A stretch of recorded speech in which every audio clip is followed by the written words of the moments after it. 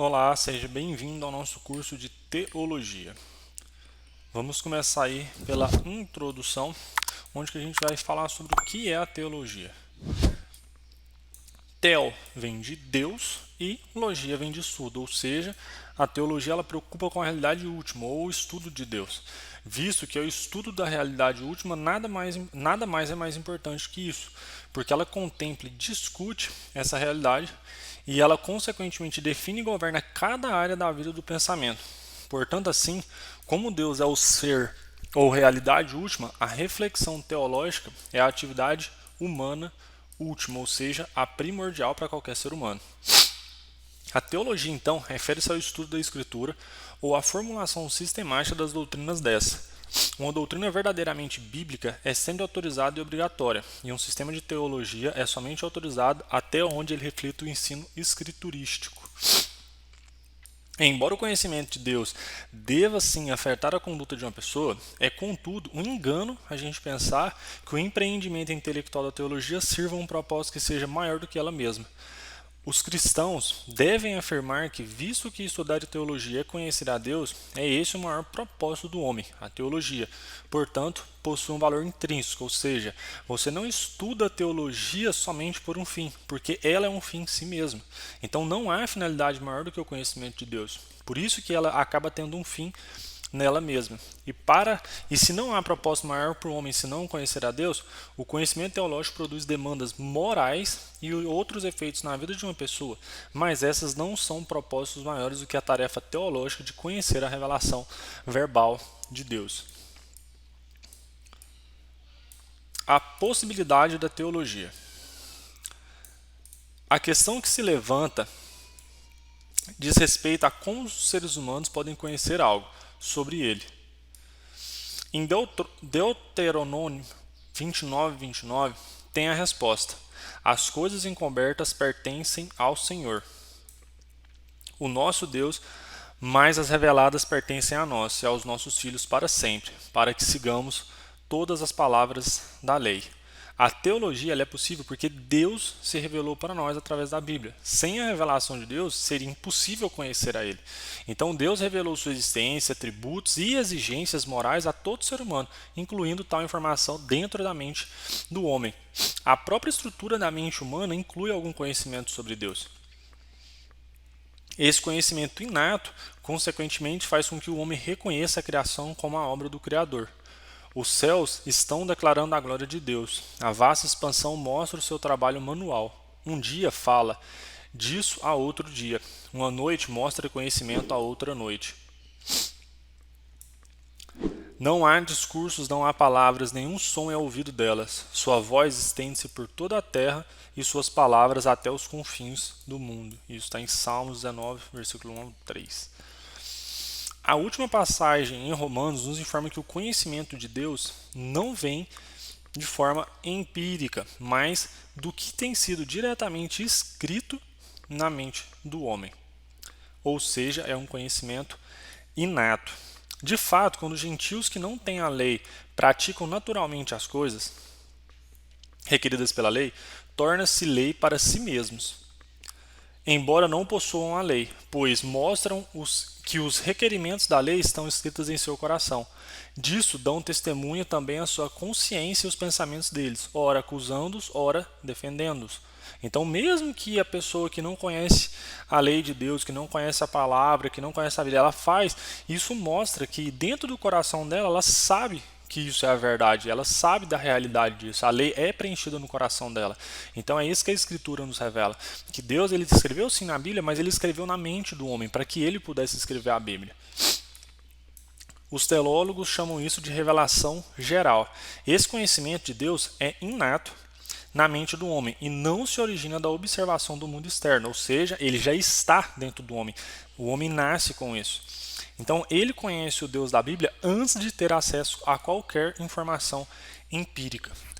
A função da observação é estimular a mente do homem a recordar esse conhecimento inato de Deus, que foi suprimido pelo pecado, e é também por esse conhecimento inato que o homem interpreta a natureza. A revelação geral de sua existência e atributos por toda a sua criação, isto é, o conhecimento inato do homem e as características do universo, deixam aquele que negam a sua existência sem escusa, e assim eles são justamente condenados. Embora uma pessoa tenha conhecimento inato da existência de Deus e o universo criado sirva como um lembrete constante, a revelação geral é insuficiente para conceder conhecimento salvífico de Deus e de informação impossível a ser assim obtida. Ou seja, não adianta só a pessoa ter isso inato e ela conhecer vendo o mundo. É preciso que ela se aprofunde para realmente ter esse conhecimento que a gente chama de conhecimento salvífico na teologia. Assim, Deus revelou o que lhe agradou nos mostrar através da revelação verbal ou proposital, isto é, a Escritura, ou seja, a Bíblia. Essa é a sua revelação especial. É também através da Escritura que uma pessoa pode obter um conhecimento salvífico de Deus. Uma pessoa que estuda e obedece a Escritura ganha a salvação de Cristo. Em Timóteo 2 está: quando você, porém, permaneça nas coisas que aprendeu e das quais tem convicção, pois você sabe de quem aprendeu, porque desde criança você conhece as sagradas letras que são capazes de torná-lo sábio para a salvação, mediante a fé em Cristo Jesus. O conhecimento de Deus é também possível somente porque ele faz o homem à sua própria imagem, de forma que há um ponto de contato entre os dois, a despeito da transcendência de Deus. Animais e outros objetos inanimados, eles não conhecem a Deus, eles não podem conhecer a Deus como homem, por quê? Porque eles não têm esse ponto de contato. Mesmo que lhe fosse dada a revelação verbal, no caso a Bíblia, eles não vão poder conhecer Deus assim como o homem conhece. Então é um ponto de diferença bem diferente que foi a comunicação verbal, ou seja, a escritura que Deus deixou. A comunicação verbal tem a vantagem de ser precisa e acurada, quando propriamente feita. Visto que essa é a forma de comunicação que a Bíblia assume, um sistema teológico digno deve ser derivado de proposições encontradas na Bíblia, e não de quaisquer meios de comunicação não verbais, tais como sentimentos ou experiências religiosas. Ou seja, um estudo teológico, um estudo aprofundado da teologia, ele precisa ter um estudo na palavra e não só do sentimento, eu conheço a Deus, eu tenho uma experiência religiosa. Não, é preciso que você tenha derivação, todo o conhecimento que você tenha derivação, tenha fundamento nas preposições ali encontradas na Bíblia. A autoridade última dentro do sistema cristão é a Escritura. Portanto, nosso princípio primeiro dentro do cristianismo é a infabilidade da Bíblia, ou a proposição. A Bíblia é a palavra de Deus.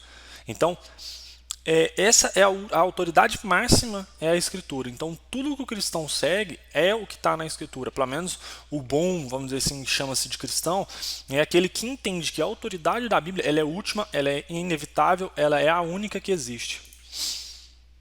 Se fôssemos depender da ciência ou de outros procedimentos empíricos para verificar a verdade das Escrituras, estes testes permaneceriam então como juízos sobre a própria palavra de Deus, e assim a Escritura não mais seria a autoridade última no nosso sistema. Se a Bíblia é verdadeira e ela reivindica exclusividade, então todos os outros temas de pensamento devem ser falsos. Portanto, se alguém afirma uma cosmovisão não cristã, ela tende ao mesmo tempo que rejeitar a vida. Porque se você fala que acredita, por exemplo, na teoria da evolução, que o homem veio do macaco, você está negando. Então, um cristão, ele não, ou ele aceita que a Bíblia é a autoridade última e a palavra de Deus, ou ele está indo contra toda a cosmovisão cristã. Certo? E qual a necessidade da teologia? Visto que Deus é tanto máximo quanto onipotente, ele tem direito e a capacidade de dirigir todos os aspectos das nossas vidas. A teologia ela procura entender e sistematizar a sua revelação verbal e é autorizada até onde ela reflete o ensino da Escritura. E a necessidade da teologia é uma questão de uma necessidade de comunicação com Deus. Por quê? A gente não falou que a Bíblia é a comunicação verbal de Deus, então a teologia é o estudo dessa comunicação para que ele seja cada vez mais aguçado, mais purificado. Então a teologia ela é central para tudo na vida do pensamento, porque ela vai tratar da revelação verbal de Deus para com nós e a realidade essencial que dá existência, significado a tudo. Na área de éticas, por exemplo, é impossível apresentar qualquer princípio moral universalmente obrigatório sem recorrer a Deus. Por quê? Porque se ele é a realidade última, os princípios morais universais que valem para todos, para qualquer lugar do mundo, para qualquer pessoa, estão em Deus, porque é Ele que vai passar isso. Tanto é que uma lei no Brasil não é uma lei igualmente nos Estados Unidos ou na Europa, por exemplo, ou no Japão. Mas a lei de Deus, ela vale em qualquer lugar que ela está. Então, uma das maiores razões aí para o estudo da teologia é o valor intrínseco do conhecimento sobre Deus. Cada outra categoria de conhecimento é um meio para um fim, mas o conhecimento de Deus é um fim digno em si mesmo. E visto que Deus se revelou através da Escritura, conhecer a Escritura é conhecê-lo. E isso significa estudar teologia. Por quê? Porque se você estuda sobre determinado assunto, você está buscando um resultado. Se você estuda sobre negócio, você quer ganhar dinheiro com o seu negócio, você quer crescer, etc. Mas o estudo da teologia, ele finaliza nele mesmo, porque você está conhecendo o Criador do universo. Então, aqui, no próprio estudo da teologia, ele se finaliza, ele se finda. Por quê? Porque ele é o próprio reconhecimento, né, do Criador. Então, alguém pode reivindicar conhecer a Deus através da oração e da adoração. Mas, tanto o objeto como a prática da oração e da adoração permanecem indefinidos, até que essa pessoa estude teologia. Antes de poder orar e adorar, ela deve primeiro determinar a quem ela deve oferecer isso, ou seja, aprender sobre Deus por meio da teologia. Então, se você está orando e adorando, você está adorando quem e o que? Você está orando para quem? Você conhece. Então, antes da oração e da oração, a gente tem a teologia pede que o homem, que o cristão, que o homem em si, ele estude a teologia para que ele possa se aprofundar e conhecer o objeto que ele está adorando ou o Deus que ele está adorando. Porque se ele adora a Deus, mas ele não conhece, é uma adoração vã ou uma adoração vazia, rasa, porque ele não sabe de fato o que ele está adorando. A Escritura governa cada aspecto da oração e da adoração. O conhecimento de Deus, portanto, vem da sua revelação verbal e não de meios de exercícios religiosos não verbais. Todavia, outra pessoa pode dizer que conseguimos conhecer a Deus por andar em amor, mas novamente o conceito de amor permanece indefinido até que se estude a teologia. Porque até o relacionamento entre conhecer a Deus e andar no amor origina-se da Bíblia. Então, como que você vai falar que você está andando no amor se você não entendeu o que é amor para Deus? Ah, não, eu estou andando no amor de Deus, mas quem é Deus? O que é amor para esse Deus? Então, você entende que vai ficando raso. Então, é necessário sim o estudo da teologia por um fundamento de que quando você orar, você vai estar sabendo para quem você vai estar orando. Então, isso é fundamental para que você consiga emergir, para que você consiga se aprofundar. E o que Deus fala? Em 1 João 4, no capítulo 4, versículos 7 e 8, ele diz: Amados, amemos uns aos outros, pois o amor procede de Deus. Aquele que ama é nascido de Deus e conhece a Deus. Quem não ama não conhece a Deus, porque Deus é amor. Muitos que alegam conhecer a Deus através de um andar em amor não estão fazendo nada além de serem bondosos para com os outros, com uma bondade definida pelas normas sociais, não pela Escritura ou pela revelação verbal de Deus. Enquanto que uma teologia errônea leva a um desastre espiritual e prático, uma teologia acurada conduz a uma adoração genuína e um viver piedoso. Por quê? Porque agora você sabe o que você está adorando, você sabe o que você está buscando, você sabe a quem você está amando e como deve ser amado. Então, quanto mais acurado o estudo da sua teologia, quanto mais aprofundado, a sua adoração será genuína. Certo?